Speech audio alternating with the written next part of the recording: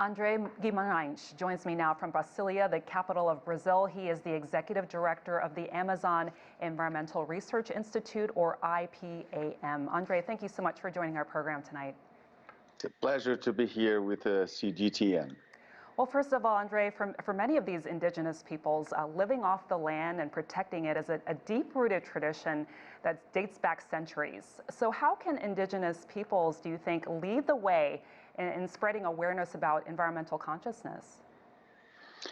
I think at some extent we rely a lot on indigenous people at the same time to help us protect the rainforest and alongside with all of the knowledge that these groups have that can teach us to live in a more harmonized way with the natural environment, characteristic that us urban societies have been losing across the time, and the indigenous groups they keep that let's say healthy relationship with the natural ecosystems and the environment, which is something that everybody needs.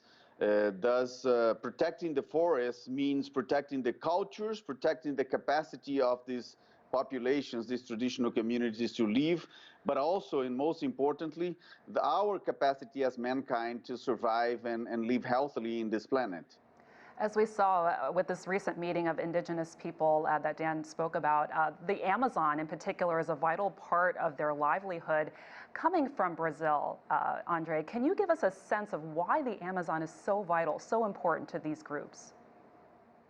Well, the Amazon is important for these groups, absolutely. We're talking here only in Brazil about 180 different ethnies, different ethnical groups that speaks more than 250 languages. So we are talking here about an enormous and valuable culture set of assets that are fundamental for my country and so many other countries that have the privilege of having inhabitants that have been living here for thousands of years. So we have, for example, indigenous communities in the Brazilian Amazon, in the border with Venezuela and Guyana, which are still living in the Stone Age, and that's an opportunity for us humans to learn where we came from. So the importance of protecting the way of living of this population, of these communities, is fundamental for us to understand our role and our presence on this planet. So protecting the forest means protecting those cultures, but even beyond that, protecting the environmental services that are fundamental for the entire planet, such as water cycling and carbon storage, which is just a few of those services that the forest provides to us all on the planet. Absolutely, huge ramifications for the world. I want to turn to this recent study that came out called Amazonia Against the Clock. It's a very dire warning. It warns that some parts of the Amazon aren't at the tipping point. They've already gone past this point of no return.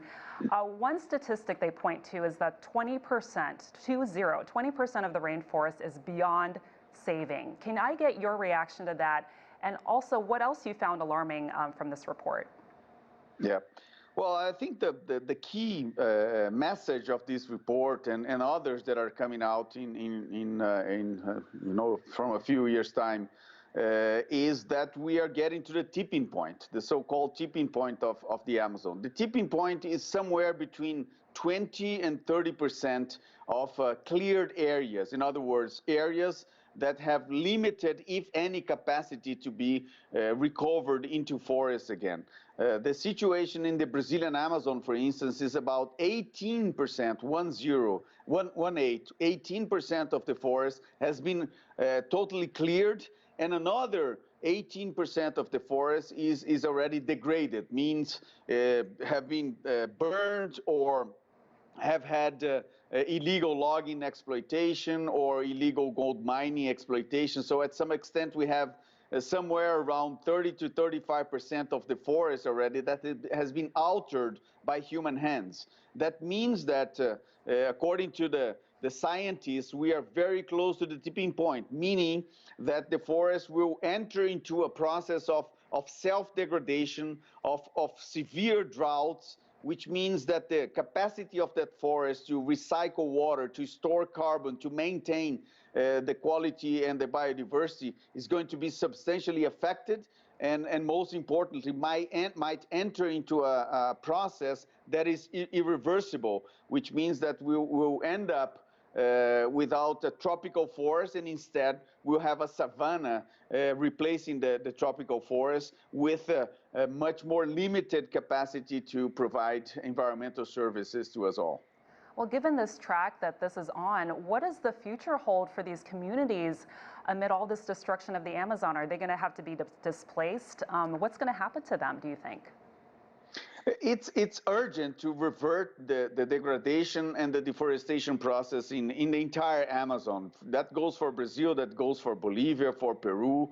The Amazon is about 50% of the globe's tropical forest. It stores 1 in every 5 solutions that life encounter to inhabit this planet. So it's extremely important that these enormous treasure is maintained by Brazil and the neighboring countries. Of course, Brazil having about 65% of the Amazon forest has the greatest responsibility to keep that forest, at some extent intact, or at the best quality that we can find. So stopping deforestation immediately is urgent, but that is not enough. We need to go and revert to the process of the forest degradation. So we need to restore forests, we need to enrich the forest, and for that we need partnership with indigenous groups, with the groups that are on the ground, with traditional communities that can teach us and help us and work with us from the cities, from other parts of Brazil and the world, how to do that, both protect and restore the forest in a more efficient way. So we need to promote more dialogue and promote more interaction between urban and rural and traditional communities, so that we can find a better fit to work and to live in harmony with nature. And that's a great message to stay on. André Guimarães, thank you so much for joining our program today.